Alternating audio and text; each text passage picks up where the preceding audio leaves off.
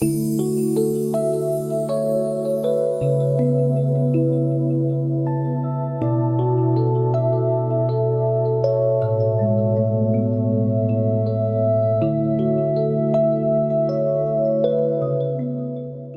a common misconception that luxury requires a massive footprint, but I've always found that the most soul-stirring designs happen in the tightest corners. When you have less room, every single inch has to work harder and mean more. In this video, we aren't just decorating a yard. We are curating an experience that begins the moment you step off the sidewalk and into a world that feels entirely your own.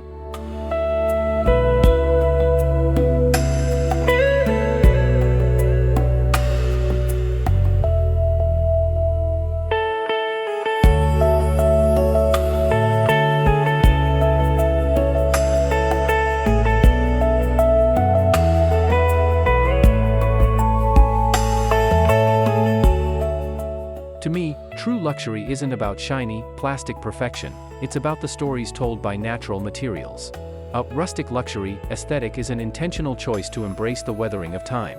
It's the silvering of cedar and the moss growing on a stone wall. By choosing materials that age gracefully, you aren't just building for today, you're creating a legacy that actually looks better 10 years from now.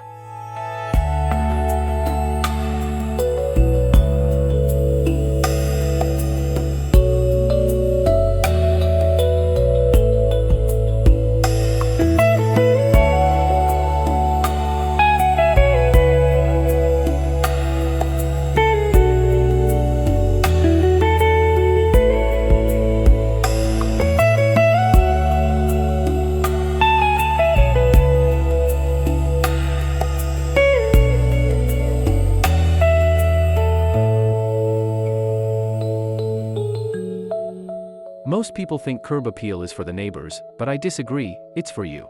Coming home should feel like a deep exhale. In a small front yard, we achieve this by creating layers of visual interest. By using textures like rough-cut stone against soft, swaying grasses, we trick the eye into seeing depth where there is none, making a 20-foot plot feel like a sprawling meadow.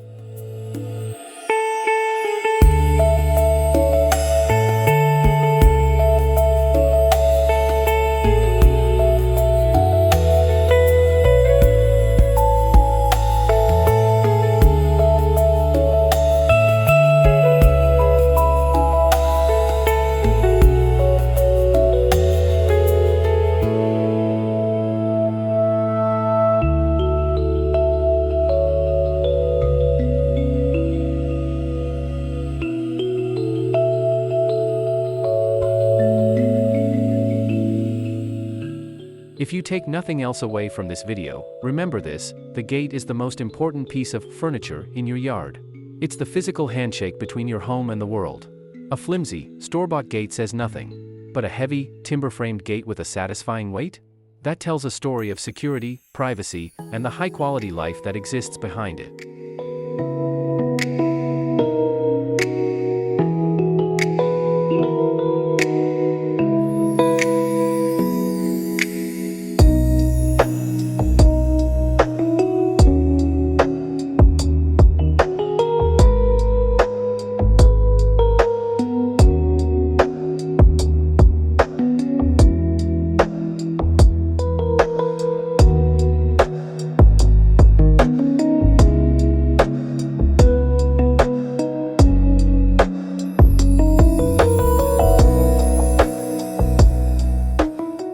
I'm often asked why I advocate for expensive woods like Ipe or Western red cedar. It's not about the price tag, it's about the vibe. These woods have a density and a scent that cheaper pressure-treated lumber simply can't match. When you touch a gate made of real, oil-rubbed cedar, you feel the grain. That tactile connection is where the luxury actually lives.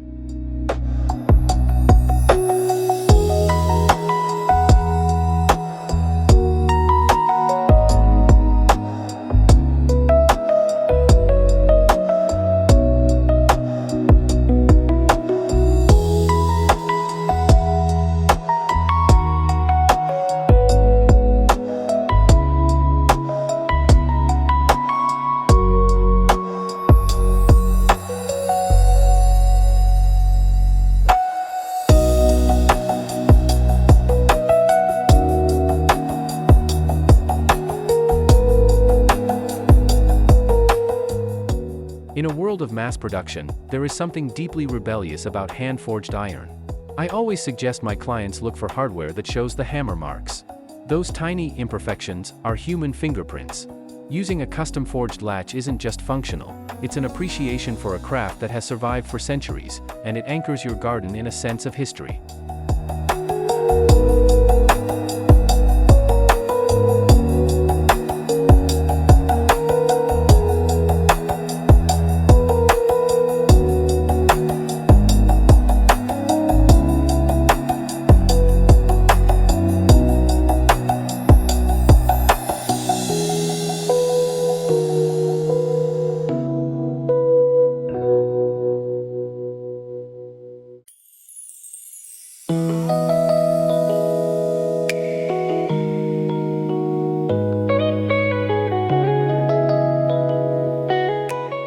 A straight concrete path is efficient, but a winding flagstone path is a poem.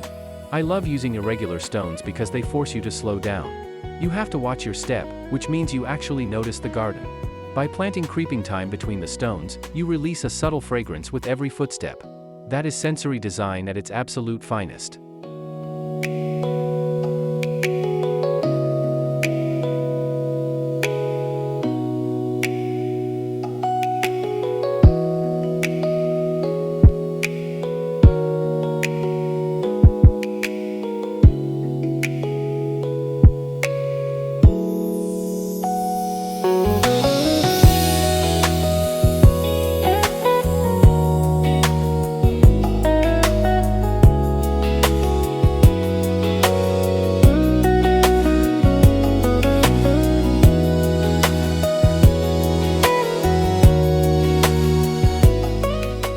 I see a fence as more than a boundary, it's a backdrop for your plants. In a small yard, I lean toward horizontal slats. They draw the eye outward, creating an illusion of width. But the key is the gap, just enough to let light through so the space doesn't feel like a box. It's about creating a secret garden feel without making it feel claustrophobic.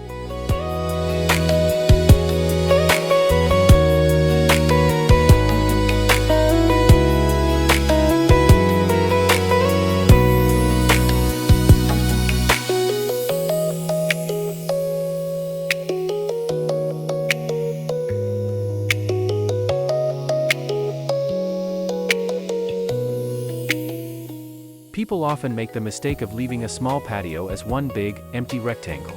I like to zone the space using different textures. Maybe the dining area sits on gravel while the lounging area sits on smooth stone. This subtle shift tells your brain, this is a multi-room experience, even if the whole thing is only 200 square feet.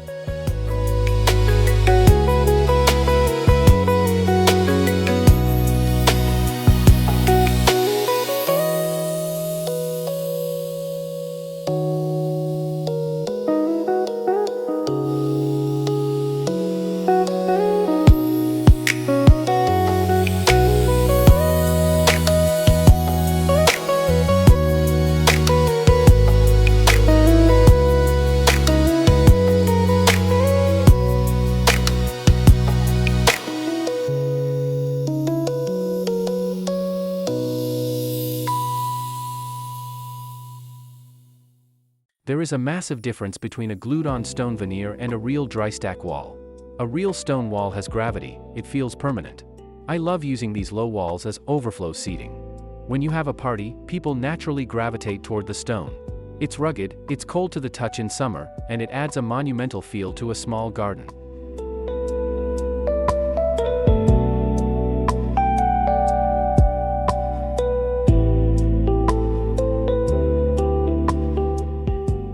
Lighting is where most DIYers fail. You don't want your yard to look like a landing strip. My philosophy? Light the objects, not the space. Hide small copper lights under a bush or behind a stone. When the light bounces off the texture of a rustic fence, it creates shadows that add drama. It's the difference between a high-end hotel and a parking lot.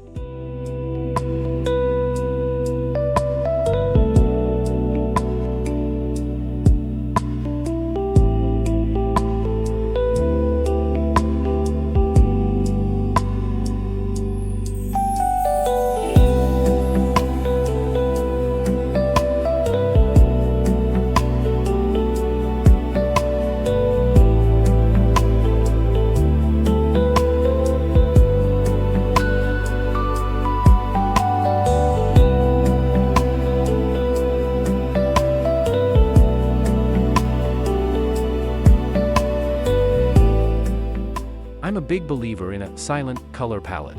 Earth tones, the grays of slate, the deep browns of oak, the muted greens of sage, allow your eyes to rest. In a small space, high contrast colors can feel chaotic. By keeping the palette unified and organic, you create a sophisticated atmosphere where the materials themselves are the stars of the show.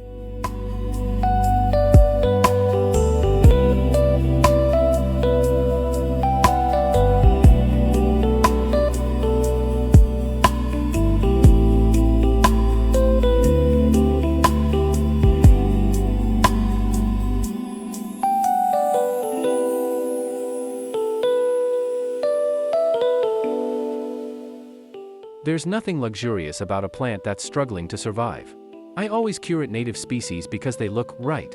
A Mediterranean lavender bush looks stunning against a rustic wood fence because their textures complement each other.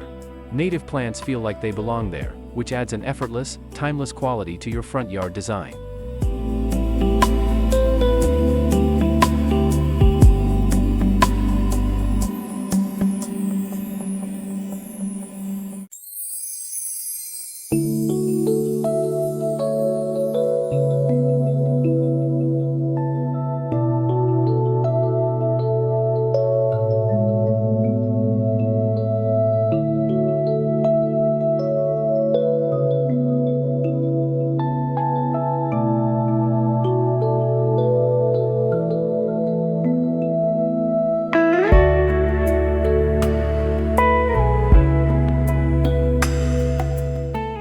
I hate the fortress look.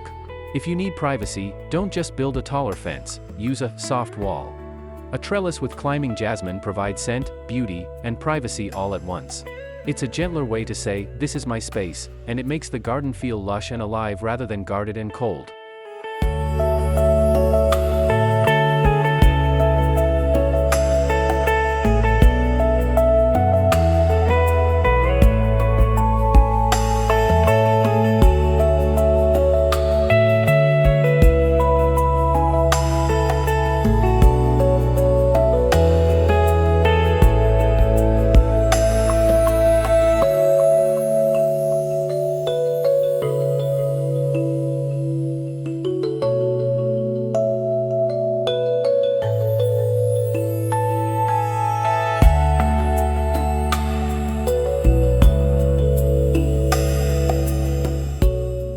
We often forget that a garden is an auditory experience.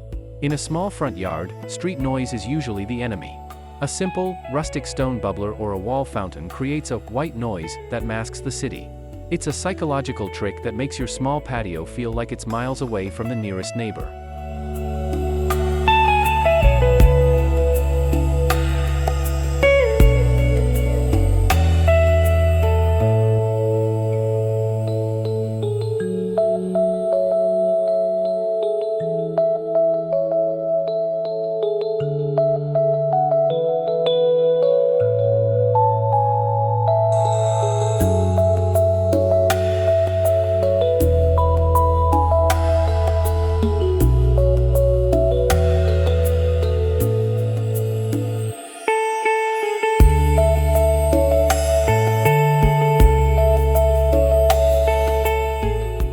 In my designs, I look for Wabi-Sabi, the beauty of things that are imperfect and aged. Don't be afraid of a little rust on a garden ornament or a crack in a stone. These things show that the garden is a living, breathing entity. A garden that is too perfect feels sterile. A garden with a little age feels like a home.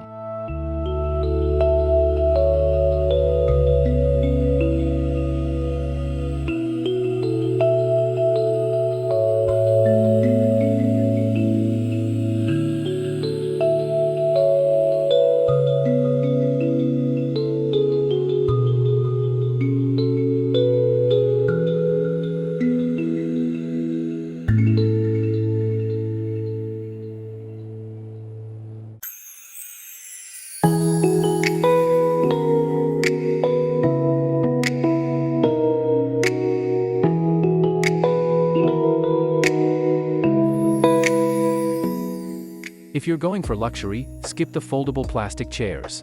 You want furniture that has heft. Heavy teak or wrought iron feels grounded. I want my furniture to feel like it's part of the landscape, not something that's going to blow away in a storm. High-quality furniture is an investment in your own comfort and the yard's aesthetic.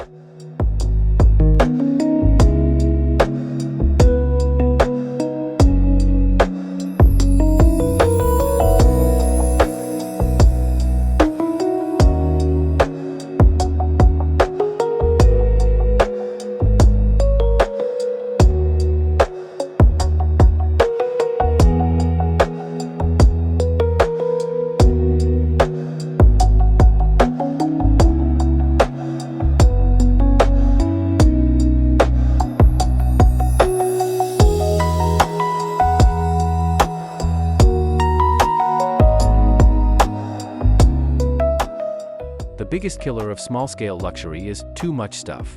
I tell my viewers to be ruthless curators. Pick one amazing oversized terracotta pot rather than 10 small plastic ones. One statement piece of art or an antique bench provides a focal point. Everything else should just be a supporting actor to that one main star.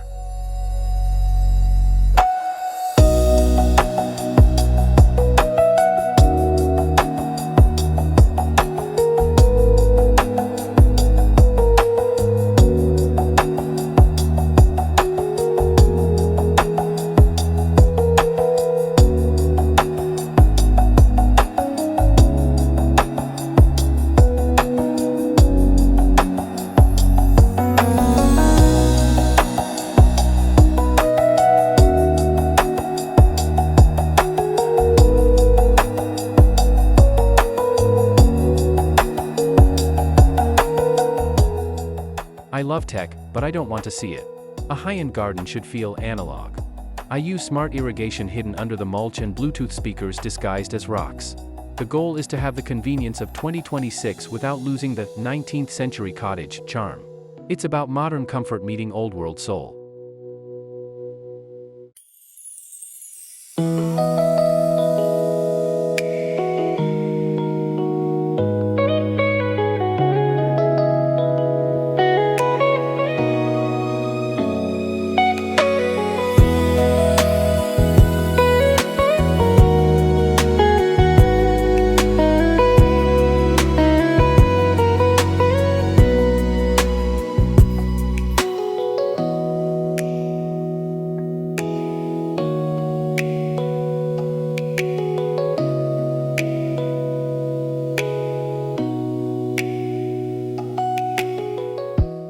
A great designer thinks about November and February. What does your garden look like when the flowers are gone? This is where your fences and gates carry the weight. If your hardscaping, your bones, is beautiful, the garden will look stunning even in the dead of winter. Structure is the secret to year-round luxury.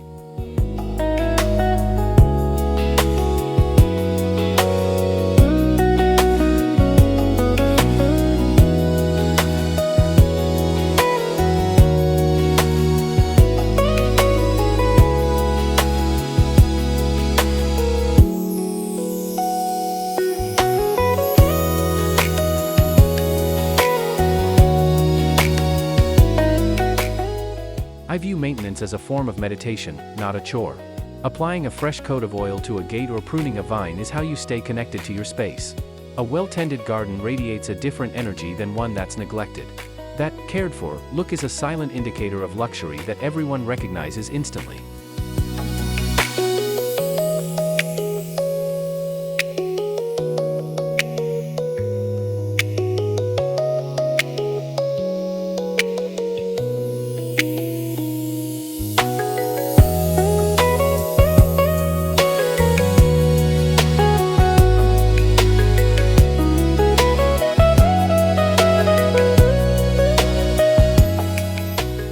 Your entryway light shouldn't just be a bulb, it should be a beacon. I love using oversized lanterns with Edison bulbs that give off a warm, flickering light. It makes the wood of the gate look rich and the stone of the path look soft. It's about creating a warm hug for whoever arrives at your door.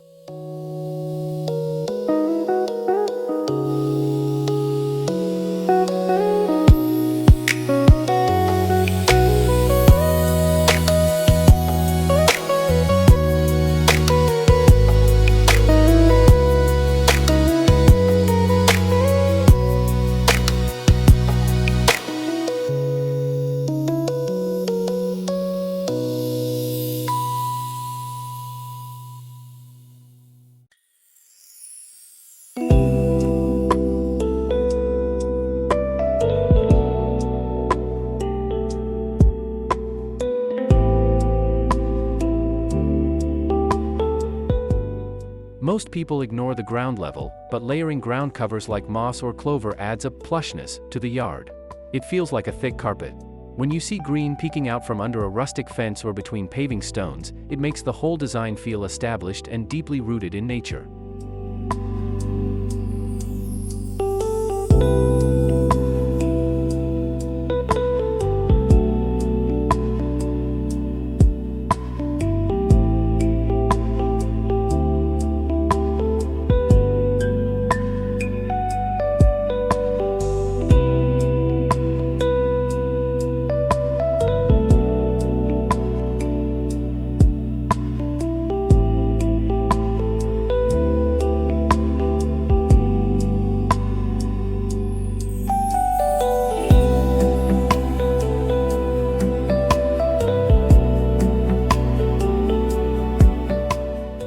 When you lack horizontal space, go vertical. I love using green walls or tall, narrow trees like Italian cypresses to create height. This draws the visitor's eye upward, making the small yard feel like a grand outdoor room. It's a classic architectural trick that adds a sense of estate to a small lot.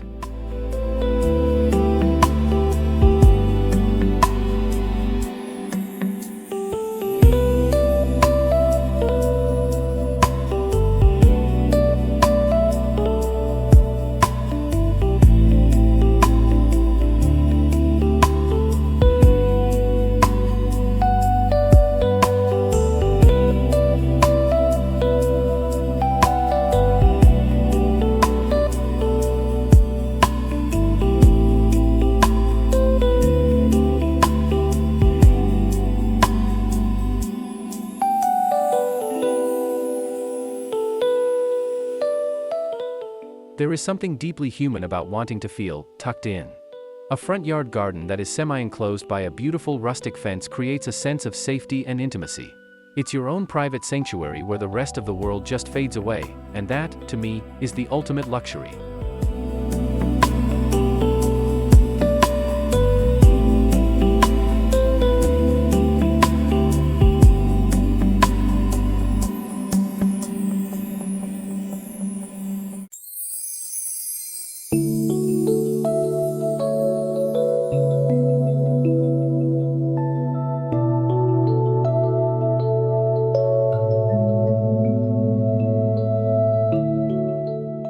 Your house number shouldn't be an afterthought.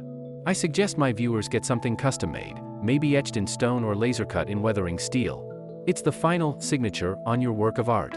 It shows that you care about the details, and in the world of luxury, the details are everything.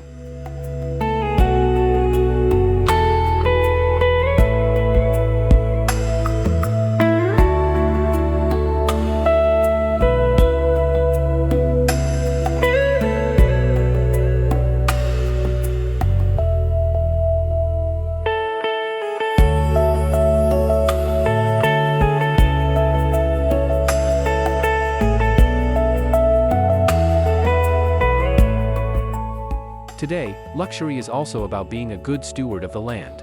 Using reclaimed stone or wood isn't just an aesthetic choice, it's a moral one. A garden that conserves water and supports local bees is a smart garden. It shows that your taste is as refined as your conscience, which is a very modern form of prestige.